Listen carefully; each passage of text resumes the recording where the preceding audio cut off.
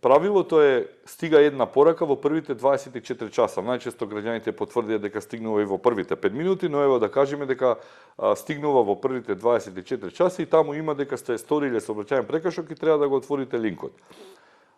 Да кажеме дека сте го отвориле линкот, во линкот нели долу го имате веќе образецот како сте ја сториле сообраќајната незгода и ќе имате упатство како тоа да го подмирите, да го платите или секако сето друго што следува. Во колку не ја отворите таа порака, следниот ден ќе ви стигне нова порака, во која што ви кажува дека не сте отвориле првата порака на некој начин и имате рокова втората порака да ја отворите во рок од 8 дена. Во тие рок од 8 дена вие имате право да ја отворите кога сакате од првиот до 8-миот ден. Ќе ви почне да ви тече новиот рок од 8 дена од денот кога ќе отворите. Ама ја плаќате целата казна? Не, се уште ја плаќате половина од казната. Ја отварате пораката да кажеме на третиот ден. Од тој ден ви течи 8 дена рок за да ја платите казната на пола.